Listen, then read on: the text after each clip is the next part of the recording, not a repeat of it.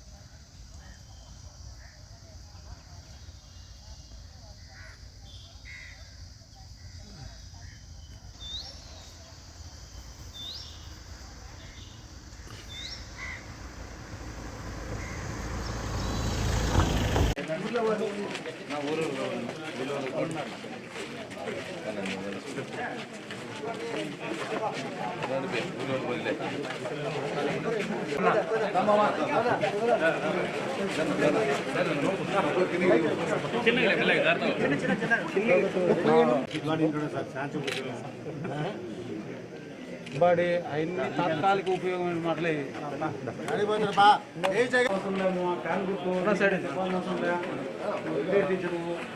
పిల్లలకు చదవడానికి పోటీ కాబట్టి నీకు కూడా అమ్మా అక్క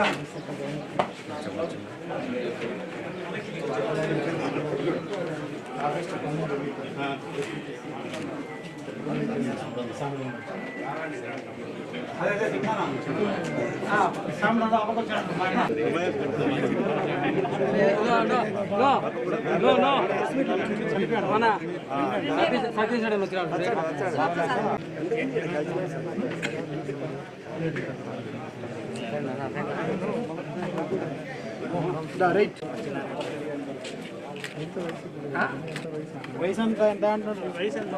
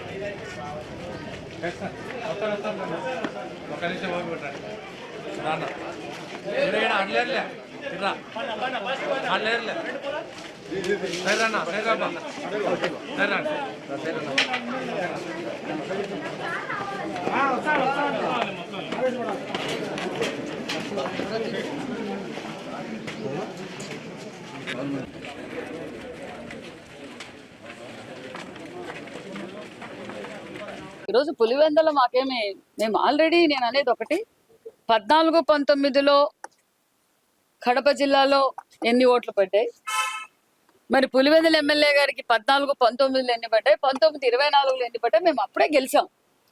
కడపలో మాకు ఎన్ని సీట్లు వచ్చాయి నేను అనేది ప్రజలు అభివృద్ధిని ప్రోత్సహిస్తున్నారన్న విషయం మొన్నటి జనరల్ ఎలక్షన్స్లోనే మీకు తెలిసిపోయింది. ఈరోజు పులివెందుల ప్రజాస్వామ్యబద్ధంగా ఎన్నికలు జరుపుతున్నాం. బై ఎలక్షన్ వచ్చింది, మాకేమైనా అంటే నేను అనేది వాళ్ళ క్యాండిడేట్ చనిపోవడంతో ఈరోజు బై ఎలక్షన్ వచ్చింది. బై ఎలక్షన్లో మేము పోటీ చేస్తున్నాం. మరి దాంట్లో తప్పే ఉందంటే మేమందరం ఎక్కడైనా కానీ ఎలక్షన్ జరిగినప్పుడు ఇన్ఛార్జ్ మంత్రిగా నా బాధ్యత నేను నిర్వహిస్తున్నాను. పార్టీ అధిష్టానం ప్రకారం నిర్ణయం తీసుకున్నాం, మీకు అందరికీ తెలుసు. మరి ఈరోజు ఎలక్షన్లు జరుగుతున్నాయి. ఎలక్షన్లో మేము కూడా ప్రజల దగ్గరికి వెళ్ళి ఒకటే చెప్తున్నాం, ఒక సంవత్సరంలో మేము ఎన్నికల్లో ఏదైతే మాట చెప్పామో ఆ మాట ప్రకారం మేము సూపర్ 6 పథకాలు కావచ్చు, చెప్పనివి కూడా ఎన్నో కార్యక్రమాలు చేసాం. మేము ఎక్కడ మతాలకు కులాలకు అతీతంగా మేము ఎక్కడ లాస్ట్ టైం 5 ఏళ్ళు ఏం జరిగిందో మీరు చూశారు. లోకల్ బాడీ ఎన్నికలు ఏ విధంగా జరిగాయి, వైసీపీ కార్యకర్తలు పోటీ చేయడానికి వెళ్తే పీఫారం తీసుకెళ్ళి వెళ్తే ఏ విధంగా నరికారో, ఏ విధంగా బెదిరించారో, ఏ విధంగా బీఫారం చింపారో మీరందరూ చూశారు. మేము ఎక్కడా బెదిరించలేదు. వాళ్ళు స్వచ్ఛందంగా నామినేషన్లు వేసుకున్నారు, కాంగ్రెస్ వాళ్ళు వేసుకున్నారు, ఇండిపెండెంట్ వాళ్ళు వేసుకున్నారు, మేము వేసుకున్నాం. ఇంకటి దీంట్లో తప్పెక్కడుందో చెప్పండి, తప్పెక్కడుందో చెప్పండి. ప్రజాస్వామ్యబద్ధంగా ఎలక్షన్లకు వెళ్తున్నాం. మరి ఈ ప్రజలు వాళ్ళకి అర్థమైపోయిందండి, వైసీపీ పార్టీ పరిస్థితి అయిపోయింది. 11 సీట్లకే పరిమితం చేశారు. ఇప్పుడు పులివెందుల్లో కూడా మేము ఓడిపోతున్నాం, అందుకు డైవర్షన్ పాలిటిక్స్ చేస్తున్నారే తప్ప ఇంకేమీ లేదని ప్రజలకు ఆ విషయం కూడా తెలుసు. జగన్మోహన్ రెడ్డికి పార్టీ వాళ్ళకి డైవర్షన్ పాలిటిక్స్ చేయడం అలవాటు అని తెలుసు. ప్రజలు కూడా అర్థమైపోయింది, వీళ్ళు ఏందో డైవర్షన్ చేస్తారు, అనుకోకుండా ర్యాలీలు చేస్తారు. సేవ్ డెమోక్రసీ ఎక్కడంటే వాళ్ళు అనడానికి కూడా అర్హులు. వాళ్ళు సేవ్ డెమోక్రసీ అయితే ఒక పార్టీ అధ్యక్షులు స్వయాన మీడియా ముందు వచ్చి రపరప నరికితే తప్పేముంది అని అంటారా? ఎంతో బాధ్యతగా వ్యవహరించి 5 ఏళ్లు ముఖ్యమంత్రిగా పనిచేసిన జగన్మోహన్ రెడ్డి గారు, మరి పులివెందుల ఎమ్మెల్యే గారు పులివెందులకు వచ్చి పులివెందుల సమస్యల గురించి అసెంబ్లీలో మాట్లాడరు, రాష్ట్రం గురించి మాట్లాడరు, ఇక్కడ డిస్ట్రిక్ట్ మీటింగ్కి రారు. మరి ఒకరేమో రపరప నరికితే తప్పేముందంటారు, ఒకరేమో కారు కింద తొక్కుంటా పోతారు, ఒకరేమో చీనీకాయలు వాళ్లే పోసుకొని, అదేంటి మామిడికాయలు వాళ్లే పూసుకొని వాళ్లే తొక్కుతారు. ఇంకొక ఆయన ఏమో కన్ను కొట్టే లోపల నరికేయాలంటారు. ఇంకొక ఆయన ఏమో కిడ్నీలు పార్సల్ చేస్తా అంటే బెదిరిస్తున్నారు. పోలీసులనేమో బట్టలు ఊడి తీసుకొడతానంటారు. అధికారులు సముద్రంలో దాక్కున్నా కూడా పట్టుకొచ్చి కొడతామంటారు. ఇదా మేము ప్రజాస్వామ్యబద్ధంగా ఎన్నికలు జరపడం లేదా? మీడియాతో మళ్ళీ మాట్లాడతారా? బేగంటారా అన్న?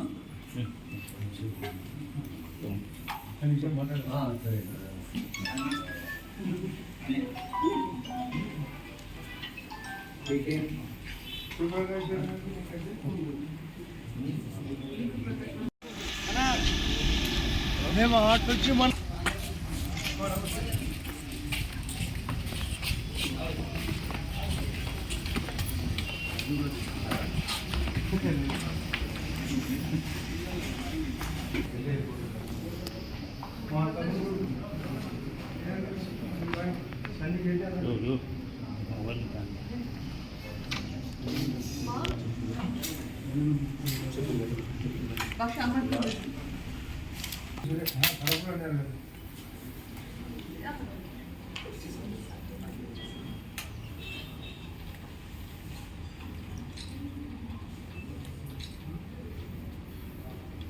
Incoming voice call from TV9.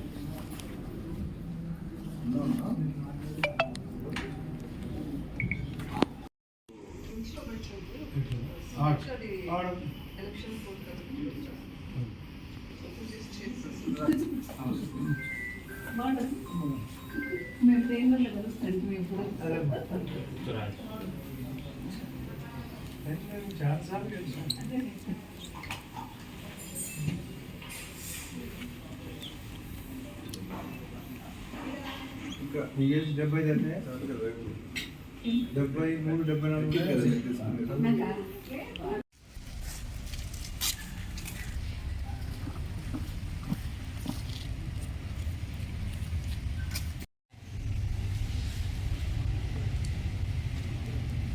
సహోదరులు నీ దగ్గరికి వచ్చారు అంటే ఆ సందర్భంలో యేసు ప్రభుల వారు చెప్పిన మాట ఏమిటంటే, ఎవరు నా సహోదరుడు, నా తండ్రి చిత్తము చొప్పున చేయువాడే నా సహోదరుడు. ఉదయకాలము నా సహోదరుడు అని ఎవరిని గురించి ఆయన జ్ఞాపకం చేశాడంటే, పరలోకమందున్న నా తండ్రి చిత్తము చొప్పున, చిత్తము అనే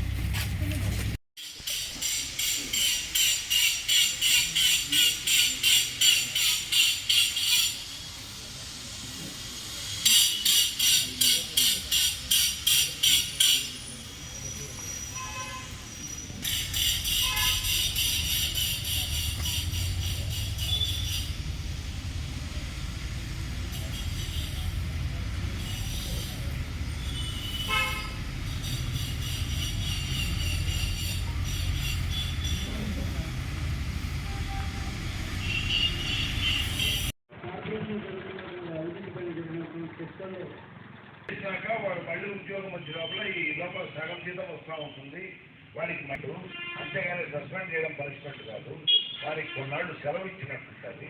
లాభం లేదండి అంటే మరి ఇంకేం చేస్తారు సార్? డిస్మిస్ చేయగలుగుతారంటే ఒక న్యాయం అంటే ఒకే డిపార్ట్మెంట్లో అంటే ఇద్దరు చేసింది ఒకే నేరమే, ఇద్దరు ఒకే నేరమే చేస్తారు. పద్ధతి రెగ్యులర్ ఎంప్లాయీకి శిక్ష అయితే అధికారులకు ఈ సభాముఖంగా తెలియజేస్తున్నాను. ఇంకొక విషయం ఏంటంటే ఎప్పటి నుంచో జరుగుతూ ఉంది. చెత్త బండ్లు వచ్చినాక మేము చాలా ఆ చెత్త అవినీతి అనేది ఒక రకంగా కాదు, అనేక రకాలుగా వాహనాలు కొనుగోలు విషయం ఇంతా కాదు. అవినీతి చెత్తకు సంబంధించిన కానీ చెత్తను సక్రమంగా ఎత్తండి. కడప మున్సిపల్ కార్పొరేషన్లో చెత్త పన్నులో పెద్ద ఎత్తున అవినీతి జరిగింది. దీని మీద కేవలం తూతు మంత్రంగా విచారణ కాకుండా లోతుగా ఒక నిజాయితీ కలిగినటువంటి అధికారి చేత సమగ్ర విచారణ జరిపించాలని అన్ని రాజకీయ పార్టీలు ముక్తకంఠంతో డిమాండ్ చేస్తూ ఉన్నాయి. ఎందుకంటే అవినీతి కింది స్థాయి నుంచి పై స్థాయి అధికారుల వరకు అందరూ భాగస్వాములు అన్నట్టు కనిపిస్తూ ఉంది. అందుకోసం దీన్ని నిగ్గు తేల్చడానికి ప్రత్యేక ఐఏఎస్ అధికారి చేత విచారణ జరపాలని మేము కోరుతా ఉన్నాం. చాలా కాలం నుంచి చెత్త పన్ను 2020 నుంచి వరుసగా జరుగుతున్నటువంటి పరిస్థితులని గమనిస్తే చెత్త పన్ను ద్వారా వచ్చేటువంటి రాబడి కార్పొరేషన్కి చెల్లించడంలో రోజు రోజుకు బాగా తగ్గిపోయింది. అందుకోసం పెద్ద మొత్తంలో అవినీతి జరుగుతూ ఉంది. ఈ అవినీతి సొమ్ము ఎవరి చేతిలోకి వెళ్ళింది? ఈరోజు టీడీపీ నాయకులు, వైసీపీ నాయకులు ఇద్దరు ప్రకటిస్తున్నారు. ఏమని చెప్తున్నారు? నిజాయితీ కలిగిన అధికారి చేత విచారణ జరపని మీరు కూడా డిమాండ్ చేస్తున్నారు. అంటే ఈ విచారణ ఏ స్థాయి, అవినీతి ఏ స్థాయిలో ఉందో అర్థమవుతుంది. పైకి మాటలు చెప్తున్నారు కానీ ఆచరణలో వేయటం లేదు. తెలుగుదేశం పార్టీకి చెందినటువంటి నేతలైతే కలెక్టర్కు లేఖ రాశారు, నిజాయితీ కలిగిన జేసీ చేత విచారణ జరిపిస్తామని చెప్పి. అది ఇంతవరకు ఎంతవరకు వచ్చిందో దానికి సంబంధించిన పరిస్థితి లేదు. విచారణ జరిపిస్తాం. రెండోది ఆ విచారణకు ఎవరైతే బాధ్యులు ఉన్నారో వాళ్ళ మీద కఠిన చర్యలు తీసుకోవటం. మూడోది అవినీతి సొమ్ము ఏదైతే సమావేశం జరుగుతోంది. దీని మీద రానున్న కాలంలో జిల్లా కలెక్టర్ను కలిసి భవిష్యత్ కార్యాచరణ రూపొందించడం జరుగుతుంది. ఆ రకంగా కడప నగర ప్రజలు కూడా ఆలోచించాలి. మీరు కష్టపడి సంపాదించిన డబ్బులు కార్పొరేషన్ చెల్లిస్తుంటే కార్పొరేషన్ అధికారులు ఏమో దాన్ని తీవ్రంగా దుర్వినియోగం చేస్తున్నారు. ఈ దుర్వినియోగానికి వ్యతిరేకంగా మీరు కూడా అఖిలపక్షం చేసేటువంటి పోరాటాల్లో కలిసి రావాలని చెప్పి సిపిఎం పార్టీగా ప్రజానికానికి విజ్ఞప్తి చేస్తా ఉన్నాం. చెత్త పన్ను అవినీతి మీద ఫిర్యాదు చేయగానే స్పందించి విచారణ జరిపి అవినీతి చేసిన అధికారుల మీద చర్యలు తీసుకున్నటువంటి కమిషనర్ను అభినందిస్తూ ఇదే పంతాను అఖిలపక్షాలు కానీ, వివిధ రాజకీయ పార్టీలు కానీ, ప్రజా సంఘాలు కానీ ఏదైనా ఫిర్యాదు చేసినప్పుడు విచారణ జరిపి వాళ్ళ మీద ఇదే పంతాలో చర్యలు తీసుకోవాలని చెప్పి కోరుతూ ఇప్పుడు జరిగినటువంటి చెత్త పన్ను, ఈ చెత్త పన్ను అన్నటువంటి కార్యక్రమానికి గత ప్రభుత్వంలో ఇప్పుడైతే క్లాప్ ప్రోగ్రాం ఆరంభమైందో ఆ రోజే అధికారుల మధ్యలో, నాయకుల మధ్యలో గూడుగట్టుకున్నటువంటి ఆలోచనే అవినీతి. గతంలో క్లాప్ ప్రోగ్రాం రన్నింగ్ ఉన్నప్పుడు నెలకు సుమారు 1 కోటి రూపాయల మేర అవినీతి జరిగింది. ఎందుకంటే మీరు ఒకసారి క్లాప్ ప్రోగ్రాంకు సంబంధించినటువంటి లెక్కలు చూస్తే మీకే అర్థమవుతుంది. కడప నగరంలో 90,000 హౌస్ హోల్డ్స్ ఉన్నాయి, 15,000 కమర్షియల్ ఉన్నాయి. గతంలో హౌస్ హోల్డ్కి సంబంధించి 90 రూపాయలు, కమర్షియల్కు 200 నుంచి 10,000 రూపాయలు అధికారులు కలెక్ట్ చేస్తారు. ఆ రోజు కలెక్షన్ సమయంలో సచివాలయ సిబ్బంది, వాలంటీర్లు డబ్బు కలెక్షన్ కట్టినటువంటి ఇంటికాడికి 20-30 మంది గుంపుగా పోయి దౌర్జన్యం చేసి డబ్బు తీసుకొచ్చినటువంటి చరిత్ర ఈ నగర ప్రజలకు తెలుసు, మీడియాకు తెలుసు, ప్రజా సంఘాలకు తెలుసు, రాజకీయ పార్టీలకు తెలుసు. కానీ ఆ రోజు క్లాప్ ప్రోగ్రాం రన్నింగ్ ఉన్నప్పుడు అత్యధికంగా కట్టినటువంటి డబ్బు సంవత్సరం యావరేజ్ చూస్తే 27 లక్షల రూపాయలు. ఈరోజు కార్పొరేటర్లే ఆరోపణ చేస్తున్నారు. ఇప్పుడు జరిగినటువంటి చెత్త పన్ను అవినీతిలో 8 కోట్ల రూపాయల అవినీతి 13 నెలల్లో జరిగింది. అది పార్షల్, ఒక కొద్దిగా చేసినటువంటి కలెక్షన్లోనే జరిగిందని చెప్పి ఆరోపణ చేస్తున్నారు. ఎందుకంటే ఆ రోజు పాలకవర్గంలో వాళ్ళే ఉన్నారు, ఈ రోజు పాలకవర్గంలో వాళ్ళే ఉన్నారు. కాబట్టి ఎంత కలెక్షన్ వస్తుందనే విషయం స్పష్టంగా కార్పొరేటర్లకు తెలుసు. కాబట్టి వాళ్ళ మాటను దృష్టిలో పెట్టుకునే ఉన్నతాధికారులు కూడా ఒకటే ఆలోచించాలి. గత పాలకవర్గంలో ఇప్పుడు ఎందుకంటే పార్షల్ కలెక్షన్ ఇంత వచ్చిందని మీరు ఆరోపణ చేసినప్పుడు వ్యవస్థను అడ్డం పెట్టి, అధికారులను అడ్డం పెట్టి కలెక్షన్ అప్పుడు ఇళ్లకు కలెక్ట్ చేశారు, కమర్షియల్ కలెక్ట్ చేశారు. 100% కలెక్షన్ చేసినప్పుడు ఎంత రావాలి? ఈ 8 కోట్ల దామాష పద్ధతి అంటే 8 కోట్లు వాళ్ళు చేసిన ఆరోపణ నెలకు 61 లక్షల చిల్లర రావాలి. ఆ దామాష పద్ధతిని తెచ్చుకుంటే ఆ రోజు 1,56,00,000 రావాలి. మరి 1,56,00,000 రూపాయలు అదొక కలెక్షన్ రావాల్సిందే. ఎందుకు మీరు తక్కువ ఖర్చు ఉంటే ఆ రోజు మీరు ప్రశ్నించలేదు? ఈ రోజు మాట్లాడిన కార్పొరేటర్ల దీనికి సమాధానం చెప్పాలి. వాళ్ళు సమాధానం చెప్పలేదు అంటే కనుక ఇంకా అది వాళ్ళ విజ్ఞతకు, ప్రజల ఆలోచనలకు వదిలేస్తున్నాము. సో మేము దీని మీద డిమాండ్ చేసేది ఏంటంటే ప్రజా సంఘాలు కానీ, అన్ని రాజకీయ పార్టీలు కానీ ఒకటే డిమాండ్ చేస్తున్నాము. ఇప్పుడు కమిషనర్ ఏ విధమైన చర్యలు ఈ చెత్త పన్ను అవినీతి మీద తీసుకున్నారో ఆ డబ్బును కార్పొరేషన్కు జమ చేయించాలి. అదేవిధంగా క్లాప్ ప్రోగ్రామ్ గతంలో జరిగినటువంటి దాని మీద కూడా, ఎందుకంటే అవినీతి బయటపడకపోవచ్చు, ఎందుకంటే ఇప్పుడు విచారణలో అర్థమవుతున్న విషయం ప్రజలే బయటికి రావడం లేదు, చెప్పడం లేదు. ఎందుకంటే కనుక వీళ్ళు మళ్ళా రేపు చర్చ తీసుకెళ్లరు, రేపు ఏదో కేసు పెడతారన్నటువంటి భయంలో ప్రజలు ఉన్నారు. కాబట్టి ప్రజలు భయపడాల్సిన అవసరం లేదు. మీకు అఖిలపక్షం మీకు అండగా ఉంటుంది. మీరు డబ్బు కట్టింటే కనుక కమిషనర్కు చెప్తే అతని మీద నేను వాళ్ళ మీద చర్యలు తీసుకుంటానంటున్నాడు. కాబట్టి మీరు ధైర్యంగా చెప్పండి. మీ ఇంటికాడికి రేపు చెత్తగ్రామాన్ని భయపడడం కానీ మీ మీద ఏదైనా కేసులు పెడతామని కానీ వాళ్ళంటే ఎవరన్నారో అది కూడా చెప్పండి. దాని మీద క్రిమినల్ కేసులు పెడతారు.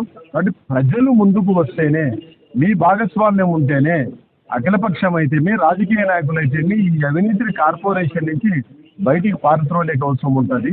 ఆ క్లాప్ ప్రోగ్రామ్ మీద కూడా మా విజ్ఞప్తి ఒకటే, విచారణ జరిపి అప్పుడు అవినీతి ఏ స్థాయిలో జరిగింది, ఎవరి ఆధ్వర్యంలో జరిగింది అనేది నిగ్గు తెలిసి నిజానిజాలు బయటపెట్టి అవినీతి జరిగినటువంటి సొమ్మును కార్పొరేషన్కు కట్టించడము, అవినీతి చేసిన అధికారుల మీద కఠినమైన చర్యలు తీసుకోవడం చేయాలని విజ్ఞప్తి చేస్తున్నాం.